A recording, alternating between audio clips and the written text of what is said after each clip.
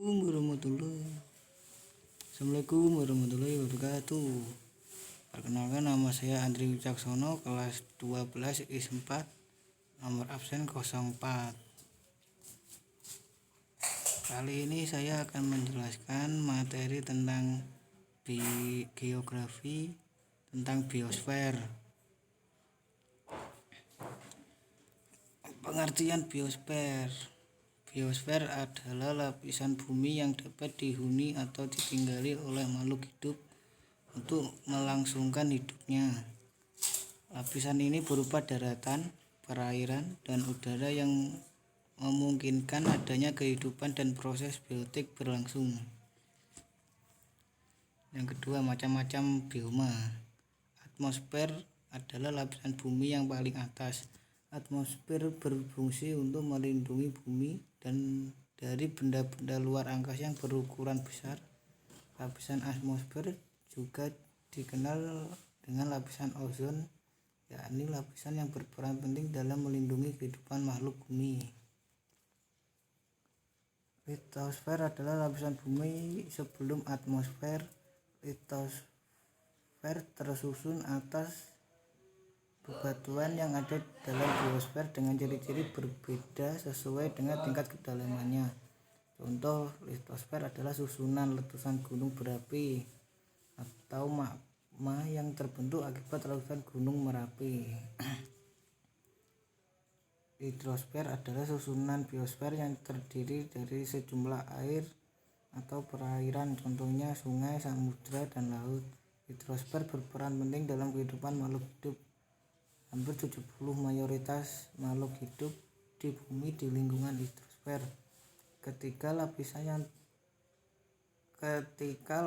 yang telah kita bahas di atas dikenal dengan istilah biosiklus.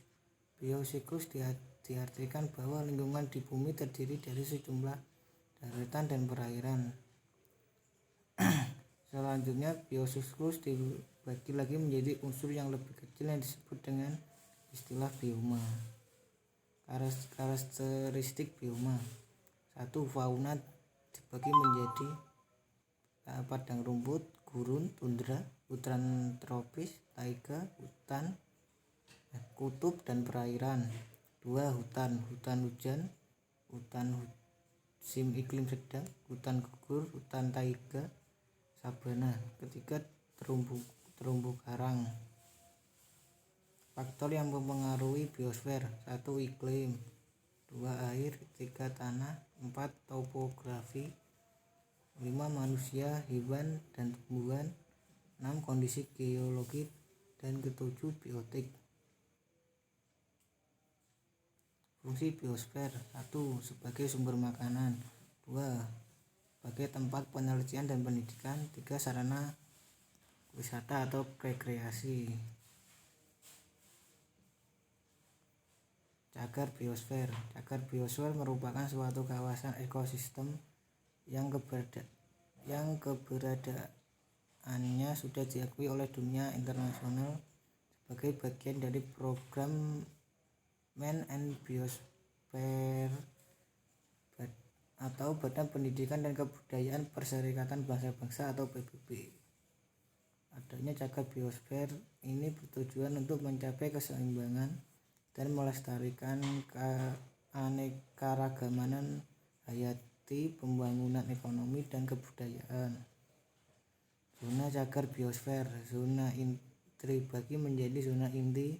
Zona inti merupakan sebuah kawasan yang dilindungi oleh konversi keanekaragaman hayati dan ekosistemnya. Zona ini hanya diperbolehkan untuk kegiatan penelitian yang tidak merusak, contoh seperti kegiatan pendidikan.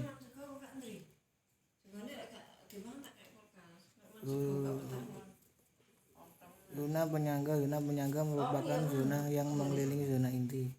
Zona ini dimanfaatkan untuk kegiatan yang tidak eksploitasi sumber daya alam seperti wisata, pendidikan, dan penelitian.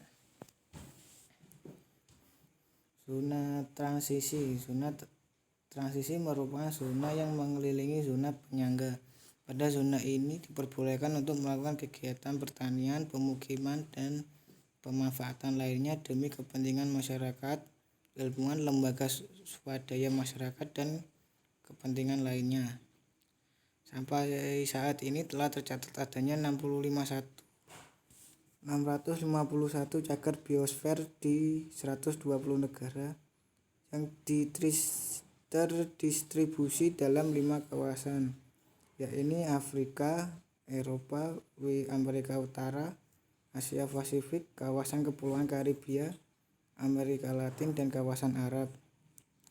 Di Indonesia sendiri terdapat cagar biosfer yang telah diresmikan sejak tahun 1977 oleh UNESCO. Hingga saat ini Indonesia telah memiliki beberapa cagar biosfer, antara lain Cibodas, Pulau Komodo, Tanjung Puting, dan Lorelindung, Pulau Siberut, Gunung Leuser, Bukit Batu, Taman Laut Wakatobi, Bromo, Kepulauan Selayar, dan Blombangan. Demikian penjelasan saya, semoga bermanfaat. Wassalamualaikum warahmatullahi wabarakatuh.